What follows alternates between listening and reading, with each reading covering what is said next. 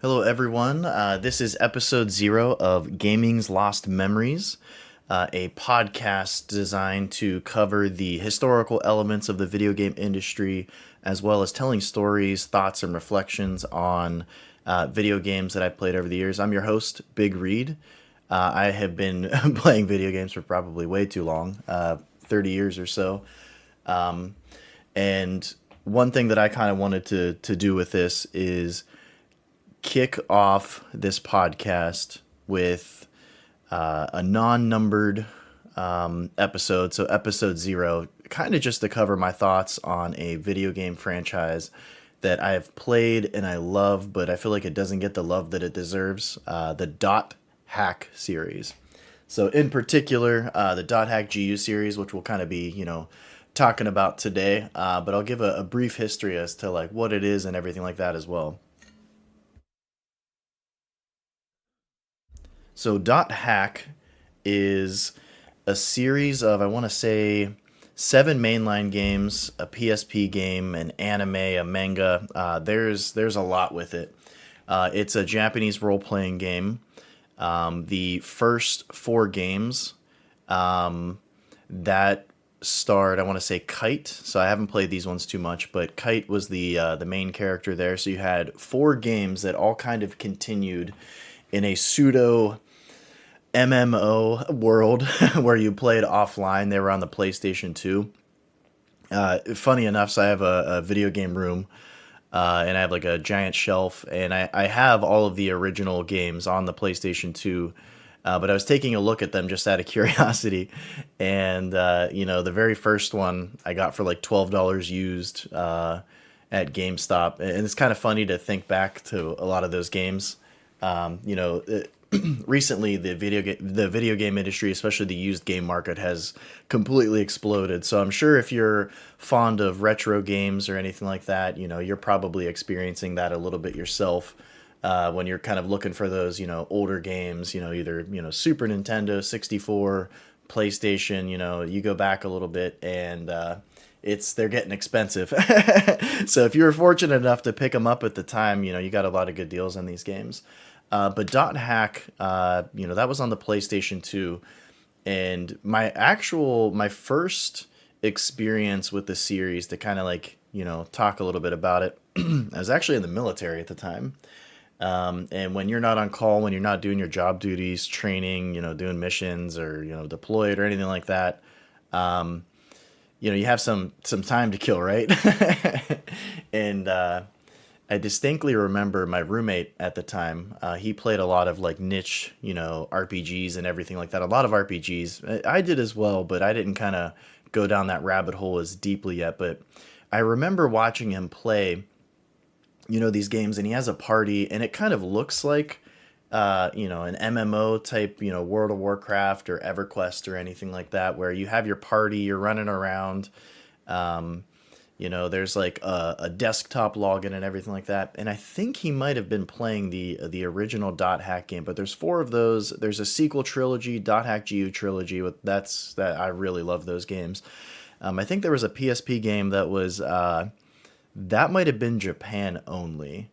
I don't believe that ever came to North America because I definitely would have purchased it. But it's one of those games where kind of tricky to import if you don't know the language. You might be able to get away with it with certain games, but this is a really there's a lot of dialogue, there's a lot of like reading, there's a lot of stories. So I think that might have been a game a little too hard to kind of jump into, not understanding the language.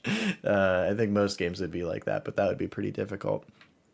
But I remember like just looking over and watching him playing these games, and I'm like, that's pretty interesting. But then I want to say Dot Hack GU came out. That was maybe 2006. I want to say 2006. So I think he might have purchased it. This might have been a little bit later. This might have been like 2007. But you're kind of you're killing time.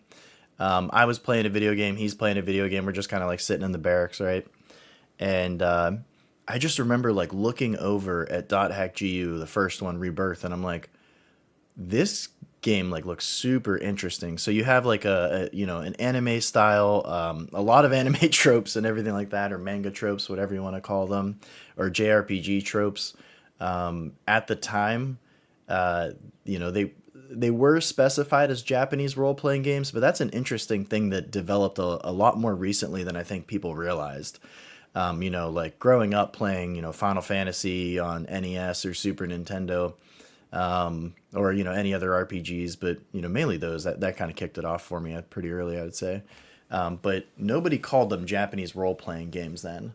I want to say it was Generation 7 of the game industry, so PS3, 360, Wii, where with Western RPGs, and Western developers really kind of, I would say, dominating the beginning part of that generation, probably like the first half, I would say, like 5 or 6 years or so. That's kind of when, if you were looking for an RPG recommendation, you would have people that liked, Elder Scrolls or other Western RPGs like that. And then there was people that would, specify like, no, I want to play like, a more Japanese oriented role playing game. So it was kind of interesting seeing that, but, definitely at the time, I don't recall us being like, oh, that's a Japanese role playing game, but Dot Hack is an RPG that mimics an MMO, but it's an offline, story based single player video game. So with Dot Hack GU, the main character is Haseo, and it's been kind of interesting having played all of the games. I have not played part four. I am on my, I think, fifth playthrough or so of the entire series, and I'm playing Recode, which was last Recode is a collection of all three of the games there, with a fourth little kind of epilogue, so to speak. But with the last Recode, they first of all, with how niche, however you want to say it, the Dot Hack series is. Like the first game, I think sold over 1 million copies, but it was on the PlayStation 2, so you had you might not have, but you had a large base of people owning that. The PlayStation 2 sold, like 150 plus, million pieces of hardware. But you had a game that kind of hit the ground running, and then after that, you're looking at probably maybe like 150,000 units sold of each of the GU games, and a lot of the latter of the first four. The last Recode, I want to say like 300,000 or so copies sold. So it was I was absolutely shocked to even see them, do a remaster compilation or collection, like whatever you want to call it, like an HD, remake of the games. It was kind of like shocking even seeing that. So I picked it up on the PS4 and I'm playing through it on the Switch. That's kind of my send off to the series, is I'm going to kind of, play through it and everything like that. And, one final time, the fourth or fifth or sixth time, however many times I played these games. But I just remember being in that room, to kind of go back a little bit, being in that barracks with my roommate and watching him play these games. And I remember he, finished it, and things were just like different then. So, he would finish the first collection. We'd have to, try to look up or find out when the next ones were coming out. And they released pretty close to each other. So maybe like less than a year, the second one came out less than a year. The third one came out. So it was kind of an interesting mechanic there. But you're playing a single player story based game that kind of mimics an MMO. So, you start the game. First of all, the music's absolutely wonderful. So you're at your actual desktop, and it's like you're logging into a computer. So you never see like the real world, people, so to speak. You see their avatars or their personas in the game. One of my favorite things about the game, which I think maybe I don't know if other people like it as much, because you kind of have to give into it a little bit, is the fact that the games are incredibly melodramatic, and they are playing this MMO called The World. So that's the in-game name of the video game that you're playing. So you're simulating somebody playing a video game, but they are definitely, there's a lot of drama, there's a lot of things being taken seriously, there's a lot of friction between the characters early, because they're just either anime tropes, or things are happening in the world around them that aren't that great. But as you're kind of playing this game, you follow a storyline where people are starting to get trapped in, the games. So in the real world, they're getting like stuck in the game or they're going into a coma.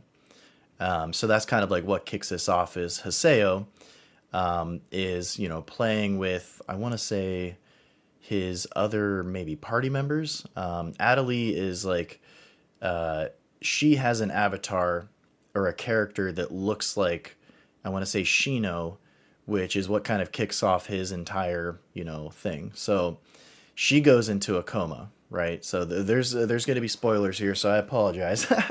But she goes into a coma, and he's trying to figure out like what's going on, who's responsible for this, and everything like that. And in turn, his character gets completely erased. So, he goes by the terror of death. He's a, what do they call it, like PKK, player killer killer. So he hunts, players that kind of prey on like newbies, and it's all like super dramatic. But he has like a max level character. Never plays any of the story stuff. Never plays any of the PVE stuff.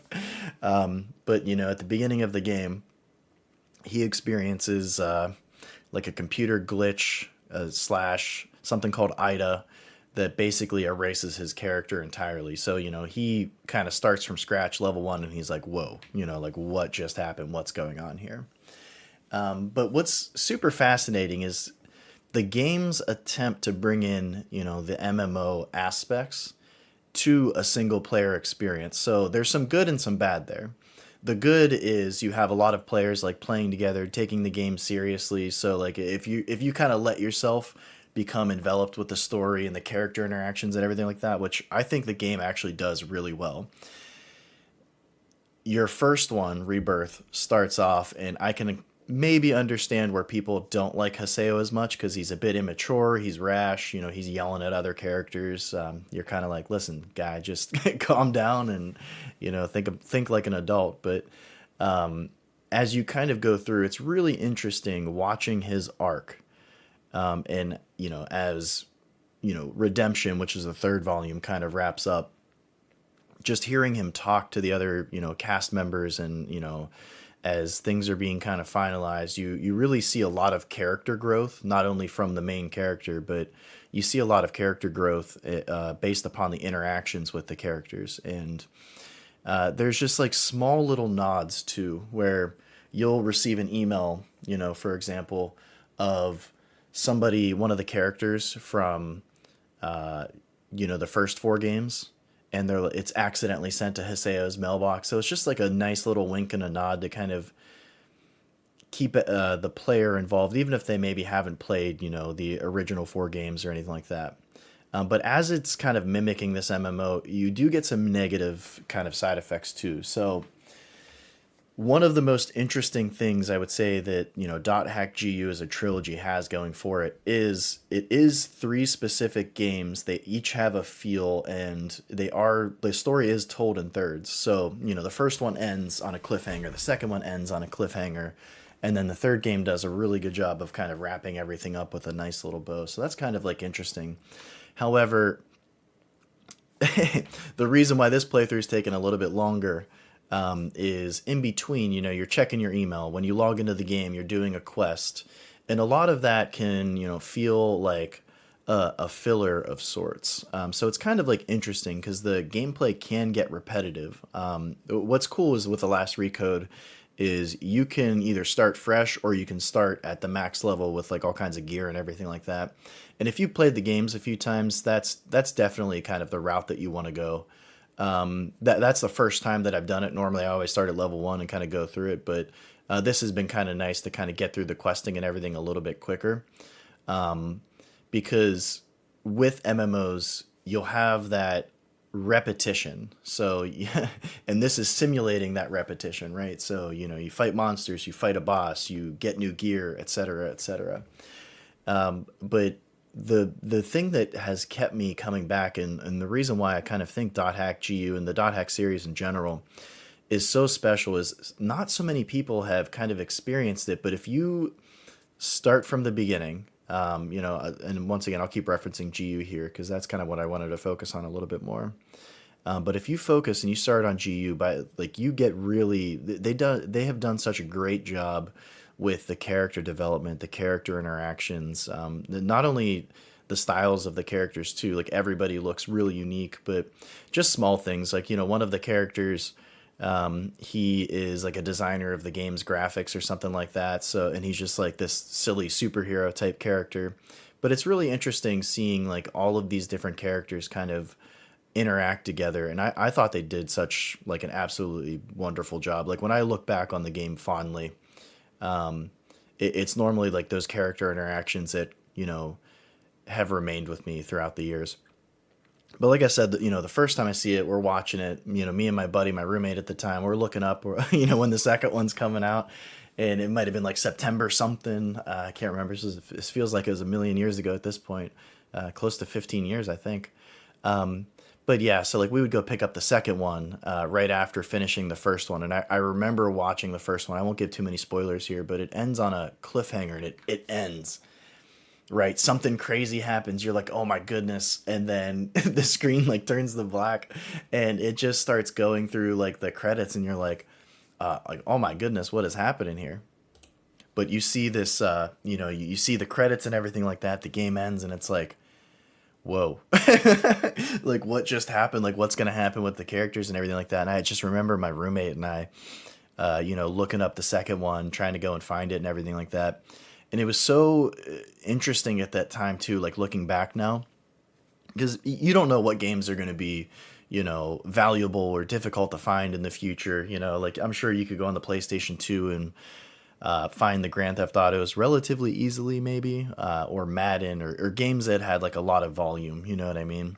But these games didn't have a lot of volume, so it's like really interesting seeing, being able to buy them used because somebody would purchase it and trade it in, for like $10 or $12 or something like that, and kind of seeing like before the last recode launched, seeing geez, like you would spend a few $100 to get the collection all together, just because there are so few copies out there. But that's one interesting thing that I recall from like going to GameStop at the time and going in and being like, hey, can I have .hack GU volume 2 / reminisce?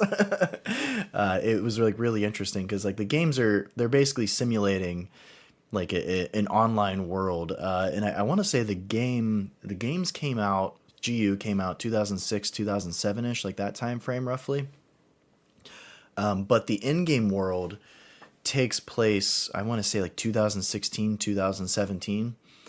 So it's really interesting because like when you're on your desktop, so when like you log into the game and you start, there's a card game that you can play, like a versus something, I can't remember what it's called, Crimson Versus, I think. But there's like other stuff to do outside of logging into the world and progressing the story. But one of them, which is really interesting, and they put a lot of work into this, which you don't really see small things like this in video games, but because they're simulating this, there's a message board. There's a bunch of message boards, you know what I mean? And you'll go into a topic on a message board, and there's artwork, and there's all of these posters and everything like that. And one of the most interesting thing about the games is the creators, I think they did a pretty good job of creating different personalities and like screen names and like interactions and everything like that. And they're surprisingly like realistic. Like if you kind of get into anime and manga, and listen, like hey, I'm a nerd as well. I get it. I always call myself a nerd. Not in a derogatory way, but I like manga, I like anime, I like video games, I like all video games. But my point is, you might see some kind of goofy posts on message boards when it comes to, topics like that.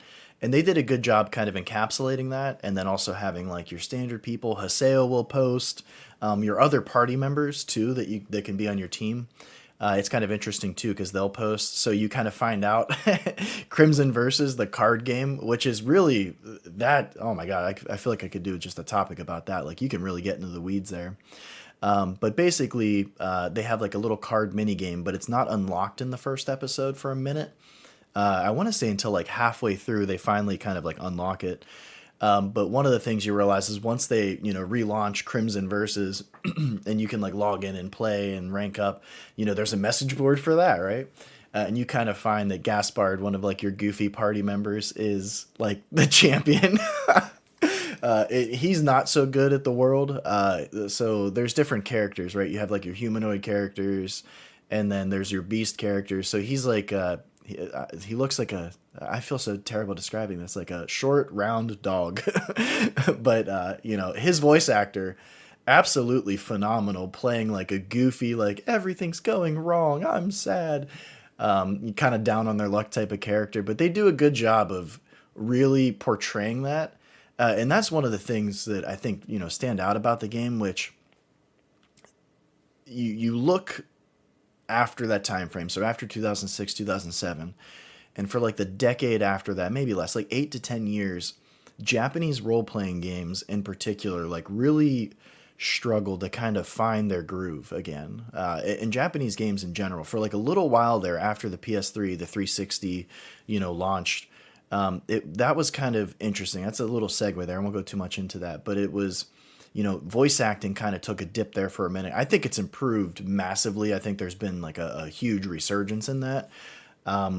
But that's one thing that stands out about Dot Hack GU as a trilogy too, is the voice acting. Like, man, you have some characters that are really selling the bit. So you'll have a character like Entrance, who he's kind of, like, oh, everything is this, and like kind of like lackadaisical, and like then you'll have your characters that are dramatic, your superhero character, your character, I can't think of her name, Pi, I believe, the pink-haired girl who, her and Haseo are always butting heads.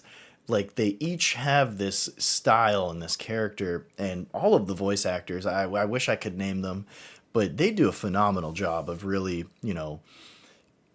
giving life to these characters. I thought they did absolutely phenomenal. But yeah, so small things like that, I'll kind of go back to. So they created the message boards. So like you can go on the message boards. There's one storyline in particular that's a side storyline that I look back on fondly too, where one of the players, or excuse me, one of the people on the message board, they draw art. So you can go into these message boards and download, pieces of art from the fake characters that are creating this. Like, hey, I drew this character that I saw in the world. You can download that and you can put that on your backdrop. And I know that's like something really small, but it goes a long way into creating the feelings of this being an MMO type game. And what's funny too is the world, the in-game MMO of the Dot Hack series, is essentially what World of Warcraft became. World of Warcraft, I want to say, had 10 plus or 12 million player base at one point, and I think the world has like 16 million. But what's interesting too is this is a little bit ahead of its time in terms of story. So the world, it's played with, I want to say, like a set of glasses, almost like the Google glasses or like a VR headset. So like your mind's kind of like transported in when you're playing it. So they are, looking at, hey, this is what we think 2016, 2017 will look like. And they were ahead of the game on some things like VR and virtual reality, probably not in its current state. I would consider it in like its alpha states, but it probably is the future. And I think one day, it might not be in my lifetime. Who knows? Maybe I'll be gaming another 30 years. But it might be kind of like a Dot Hack, a Matrix, a Sword Art Online, where you plug into the game and your mind goes into it and you're controlling it like, in a way that we've never really interacted with technology before. Where with the VR headsets right now, like you put it on and you're still physically present where you're at. You're not necessarily transported in, even though I've heard, because I've played around with certain scenarios of it a little bit, but as for gaming, I've never really played like video games on it. But it does, the series does a great job of really trying to have pinpointed, where they think things are going to be. On top of the message boards, you have like your news articles, world articles, celebrity articles. They did a really interesting job trying to make this a world that you kind of like step into and you're kind of like role playing it yourself a little bit. And frankly, one of the reasons why I look back on Dot Hack GU so fondly in the series in general is I can't think of any other experience that really replicates it. So I would say, in terms of an anime, Sword Art Online has a lot of similarities. It's a very similar concept, but I've played a few of their games, and it's just not the same. Like the quality's not there. It's like you have this really solid role playing experience. You have a beginning, a middle, and an end. So three games where they tell the story in thirds. They keep you hanging on. They have cliffhangers. So like, but what's most important too is you see the development of all the storylines and all of the characters kind of grow with the experiences. So by the time you fire up, the third, and once again, I have not played through the fourth one yet. I'm playing through the last recode as kind of my send off to the series.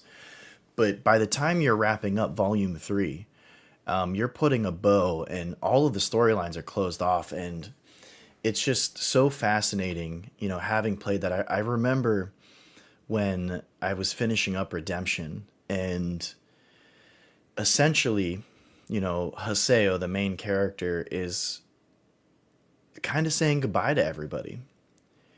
And I haven't played too many video games where those goodbyes felt powerful. Like I felt like I was saying goodbye.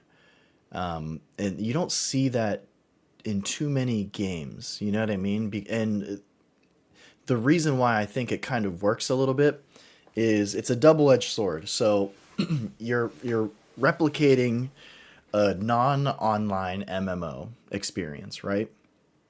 And you have three games, and the three games are very similar. Like the combat's similar. Sometimes it can get very repetitive, but because of that time that you spent in it, and because all three volumes, you know, tell a chunk of their story, you kind of see like, okay, we have a beginning, we have a middle arc, and then we have things being wrapped up.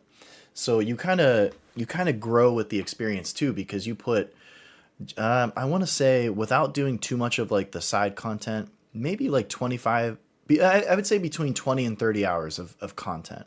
So at this point, I can probably, in like 20 some hours, 100%, the games, do everything that you need to do. Get your characters to max level, but then also, carry that progress over to the other games. But what really has stuck with me about Dot Hack GU is when you're saying goodbye, when, Haseo's kind of wrapping everything up and he's reading his emails out loud, like, he's kind of narrating what's happening. It was really powerful. Like, I felt it. And I don't think many video games have given me that experience. There might be like a few, games here and there. In terms of story, I might say Mass Effect, that trilogy, is possibly, another one. But even then, so like the third, we won't get into that too much. I have fond memories of GU. The ending of Mass Effect 3 kind of, I don't know. That's neither here nor there, I suppose. But sorry about that. We're gonna have to delete that little chunk there. But seeing a set of characters, go from beginning, middle, and end, and grow is these fictional, stagnant characters that exist in this video game trilogy, as is. So it's not like there's been, a lot of DLC updates or anything like that. I think 2009 was when Redemption, the kind of, the conclusion to the series, released. And after that, it's kind of set in stone. So like you get to look back on it fondly, and Dot Hack GU kind of just leaves me with a sense of like yearning. I was absolutely shocked to see that they released an HD collection, and it sold what, 300,000 copies. I don't know if they've tracked it the past couple of years. One of the benefits of the games is there is always a sale. So like if you want to jump in, you know what I mean? I think they sell the entire collection last recode for like $5. It's been on sale a bunch of times. But I have the games on PlayStation 2. I have the Last Recode collection on PS4, and then I have it on the Switch as well. It's just been one of those games where I want to show my support, because I don't know what's next for the series. And that's the, other part of the reflection is we may have very well seen the last bit of Dot Hack. And now CyberConnect 2 develops the games. I want to say Namco Bandai publishes them, so I think they technically own it. And to be frank, not many people have experienced the games. Like it's a small crowd, and that's kind of what kicked off the idea for this podcast. Is there's just so many stories and so many games and like so many experiences that were just kind of lost to the tides of time. I haven't met a single other person in person, I should say, that has actually played these games. Even a few of my friends outside of my old roommate. You know, all my friends from back home, they haven't experienced the games. They know from me because I'm always like, oh my gosh, these games are great.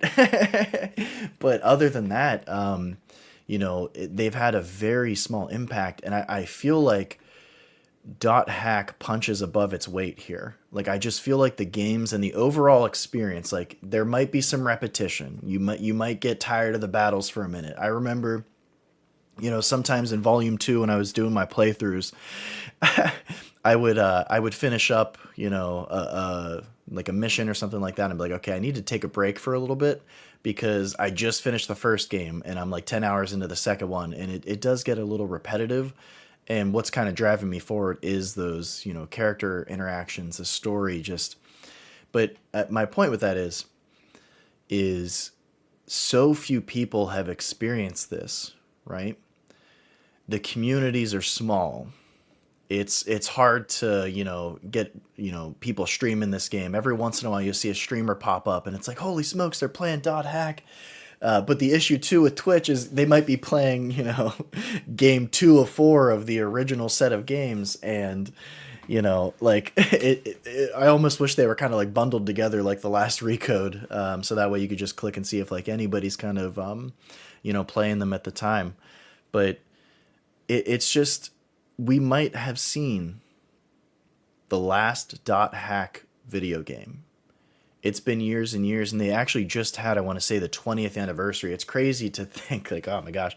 That's where you start realizing you're old or you've been playing video games for a really long time, is when, these games don't seem old to me at all. And they're celebrating a 20th anniversary. You're like, oh my gosh. And then you look at like Mario and Zelda and like, those are 35-year-old franchises. Holy smokes. What is going on? But we might have come to the conclusion of the series. So, the last Recode launch, and it released with a 4th episode. I heard it's short. I haven't played it, but it acts as an epilogue, and kind of like wraps everything else up, which is really interesting. And that's kind of like going to be my send off. You know what I mean? Like I'm going to play through the 3, finish episode 4 and kind of see, but it gives you a feeling of melancholy, I guess you would say, like a yearning, a sadness almost, that this could be it for the series, and this is just an underrated series, in my opinion.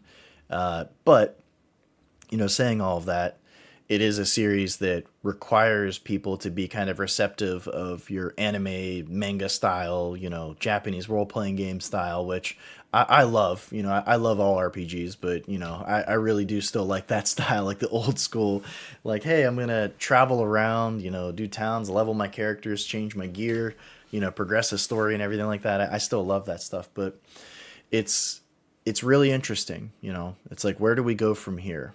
I know CyberConnect 2, I think they make like Naruto games and like other games like that. That obviously, I believe those sell really well. I know Naruto's huge. But it's just really interesting, Like we might have come to the conclusion of this Dot Hack series, and that could be it, So luckily, we're very fortunate to have, 7 main games, a PSP game, and a bunch of animes and everything like that. So that's always pretty interesting. And there's a lot of, the people that love it, like myself, have replayed these games several times over, which, so like you can always re-experience, those games again. And every once in a while I kind of come back to them. It's kind of on my list of games that, I'll replay. So, Super Mario Brothers 3, Ocarina of Time, Final Fantasy 10, Just certain games that are kind of on the rotation. Pokemon Red and Blue, that's another one. I always feel like I end up going back to those games. Like every year, every couple years, you kind of fire it back up to see what's going on. And I've done that over the years, with Dot Hack as well. But yeah, so it's it's interesting seeing that it could be done, and it leaves me kind of sad. The game in the storylines gave me that feeling as well. Like I finished it, and I mentioned this earlier, but it gives you a sense of yearning and like almost sadness, like bittersweetness. Like when I look back on them fondly, because like they did such an amazing job of just wrapping everything up and seeing the characters grow and kind of seeing conclusions to their storylines. Like they made it through the situation together. But a little bit more kind of about the games, which is like really interesting. So you have this, MMO, pseudo MMO, offline MMO style, and then you have this computer virus slash program called IDA that looks like black goo or orbs. And this is kind of knocking players out of the game and putting them into a coma. So really, the game is about Haseo, meeting this GU collective where they're kind of trying to figure out and keep it hush hush. Because imagine now if you had a product or a video game or something where, hey, sometimes yeah, people just go into a coma in the real world. Whoops. You would not want this getting out. And I think the first four games, I think it was a similar storyline. But with Dot Hack GU, that's kind of like the premise is Haseo is trying to find and bring back Shino and figure out what's going on because she's in a coma. And then he runs into a character named Adelie. And, of course, because, in MMOs, sometimes the character creation, everyone's kind of basic until you get your gear. But, he meets a character, Adelie, who looks like this Shino. So he's like, whoa, like what's going on here? Ends up not being so nice to her in the first game, but, things eventually progress and get better. But yeah, that's kind of like the overall stories. You're trying to figure out, what's happening with this and correct it. And the game does an interesting style of shaking things up, but then I guess you would have to debate, is it worthwhile? So you have your like main battles. So you go into a battle, I'll take a step back here. You start a mission, right? And you'll walk into an area and you gain these words and you can use three words, and when you pair them all together it'll create different levels, different monsters, different styles. So from a replayability standpoint, it is actually kind of interesting. Like you can just load the game up and load these randomly generated areas based upon these keywords, and as you read the message boards as you play the game, like you get additional keywords, and there's missions and areas and everything like that obviously progress the storyline. But you can just like go in, get the piece of gear at the end, fight the monsters, fight the boss. It's pretty interesting. So that part would be really intriguing to see in a modern setup. I only say that because you could actually, on a larger scale, have a world where there are, randomly generated areas based upon these keywords that you pick, and they could create, a new system and kind of feed into that. A lot of games recently that kind of fit into, I'm trying to think of what it's called, like the roguelike games where, the levels are randomly generated. I think that's been kind of thought out. I think the, processing power of, those systems and everything like that are a lot better. So that would be interesting to kind of see the developers, if they do make another game in the series, to kind of play around with that idea, because that is really cool. But yeah, so like you go in, you complete the mission and everything like that. You go on the message boards, you get more keywords. So it's like really interesting because there's like little side stories too, like, hey, I saw a ghost or something like this here. You go through, you can kind of like play through it and kind of get to the end. That part's all really interesting. But then there's avatar battles too. So Haseo and the GU clan, one thing that they can do is summon this avatar, which is like this giant flying robot looking thing. And you kind of control it and you'll fight, IDA bosses, I guess you would call them. But what's really cool about that is, it breaks up the gameplay. So I did read somewhere that somebody was like, these seem kind of pointless. But it does shake it up, and that's what the games do really well is they have a lot of different, gameplay styles and sections of the game that break it up really well. Yeah, but they do a really good job of breaking up the gameplay styles really well. So, you'll log out, you'll check emails, you log in, you do a mission, you go on the message boards, the avatar battles, interacting like with the characters. That was another thing that was pretty interesting too. Is you start the games off and the characters have I'm trying to think of what you would like your relationship status with the characters. Like you can level it up. It's a very basic version. So if anyone's played like the Persona series, it would be like the social links. Starting from like 3, 4, 5, etc. So you can do that as well in the GU games. And that's like pretty interesting too. And it's something like small. So you log out and you can collect these, like postcard type things, like these digital postcards and send them to the characters. You can email them back and forth. So you'll kind of have like, you'll learn about the characters and like who they are in real life, things they like and everything like that.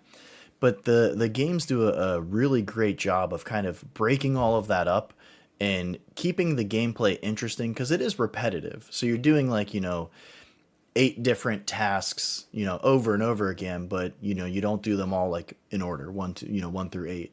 You can kind of break it up. But in the first games, there's also a PvP element. So this is where it gets melodramatic and like really fun, because they call it PKing, so player killing, and they treat it like it's like the worst thing ever. So there's guilds that are like anti-PK, there's guilds that are strictly with like player killing where they're just going around and hunting noobs, and it's like so dramatic because the characters, getting knocked out, especially like, like Gaspard, they're just like really selling it. They're acting like they're dying in real life. Now, keep in mind, this is unrelated to the real life comas that people are going into. Like their characters just dying and they're like, oh, I just want to play the world and have fun. So there's different elements of it. But there's these official arena battles too, which just was another fun concept that kind of breaks up the gameplay pretty well. But I want to say its entrance is the champion. So each game has an arc where there is a champion of the avatar battles, and everyone else can, get a team of 3 and rank up to kind of challenge this person. But not everyone can see the avatar like robot characters that we mentioned earlier that fights Ida, right? So entrance is seemingly being mind controlled by Ida or impacted by Ida.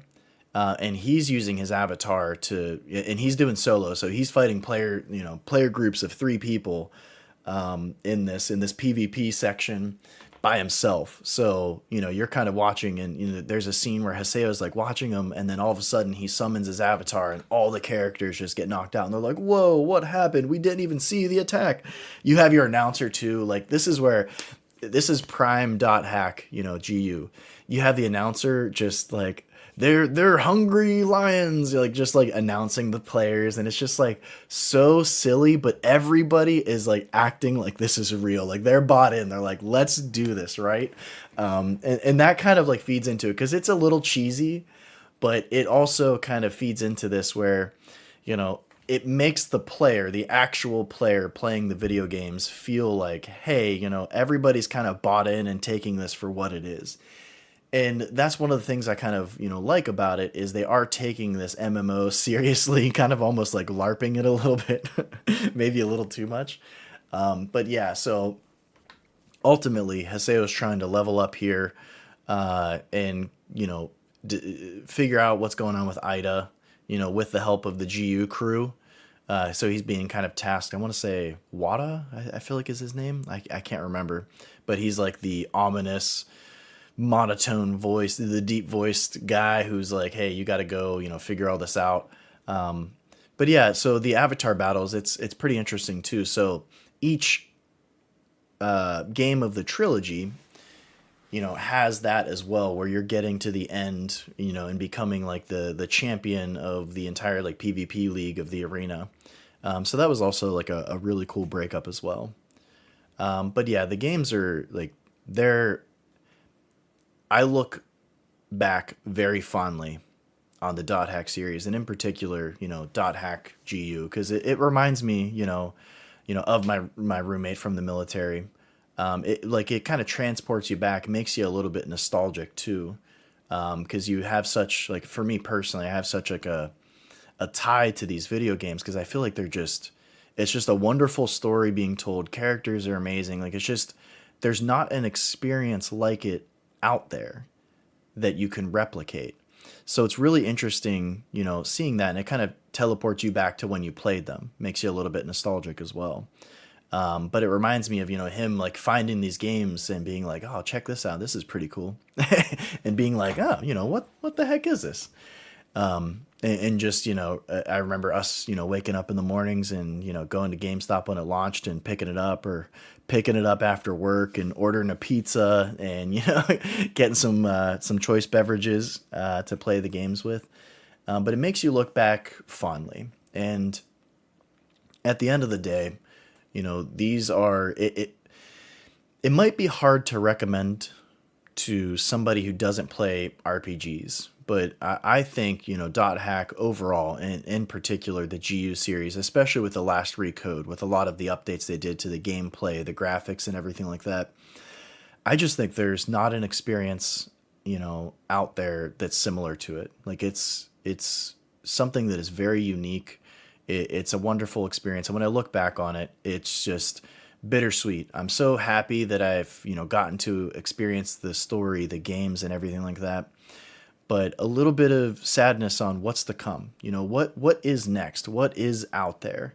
Will somebody try to replicate this, or does it not make too much sense now because the internet has exploded in popularity since then, and there are MMOs, there are video games where so many people are interacting and playing with them now. So does something like this even make sense? And like I said too, the sales of the games for what they are, they're not bad. The last recode, if 300,000 is roughly accurate, and I think those numbers are a couple years old. I don't know if they're tracking it too much anymore. It's sold decently well as a send off. So, like, what's next? And I know with a lot of people that have experienced these games, that's kind of what they're, I should say, are looking at. Like, what is next? Can we get something? Will there be an announcement? Will there be the first 4 games being put in a collection similar to the Dot Hack GU series? If we don't get a new entry, that would be what I would like to see. If we can get a new entry and they really try this, and hopefully the games are, popular, hopefully, everybody that has experienced these games comes out and buys it at launch. But if not, those first 4 games cleaned up in a collection, with HD graphics and everything like that, that would be absolutely wonderful. Or revamping, the battle system in those ones to be either more like GU or to be, something entirely new. So I don't want to give up hope entirely, right? Because I never expected the last recode to ever be a thing. Like, that blows my mind. Like, when I saw they were doing a collection, I was like, all right, cool. Where do I buy? How much is it at launch? Like, I want to make sure that I show my support and, play through these again. And it's great too, because there could be new players coming into the series playing that one, playing the collection first, which would be, absolutely wonderful. But what is next? So it'll be interesting seeing, if we don't get a new game, I would love to see a remaster collection of the first 4 games on the PlayStation 2. I think that would be absolutely wonderful. That'd be something great to see. But, if not, I can look back fondly on my experiences with the Dot Hack series and GU in particular, and just know that I got to experience something that, there aren't other games like this out there. And watching, Haseo and the other characters just kind of grow and develop as complete people. And I feel like the series doesn't get enough credit with that, in terms of like character development. Is you really do see, these characters grow between the games, and when it finishes up, they're not the same person they were in the beginning, and you get that sense of growth and that feeling of change, but positive change, because even good or bad experiences, kind of craft who you are into the future. So I love the Dot Hack series. I love the GU games in particular. I have extremely fond memories of playing these games, and my roommate kind of showing me these games, and where I was at in my life as well. A little bit of nostalgia there too with it. But I mean, if you're able to, if you're listening to this, you're probably already a Dot Hack fan. But if you're just an RPG fan or a video game fan in general, give them a chance. Pick up the last Recode. It's basically on every single platform at this point. You can get it for like $5 when it goes on sale, or $6. They're games worth experiencing. Give all three of them a shot. Play through them. And they're one of my favorite gaming experiences as a whole that I've ever had. So that wraps up this podcast, episode 0 of Gaming's Lost Memories. Thank you so much for listening. Once again, I'm Big Reed, and I look forward to the next one.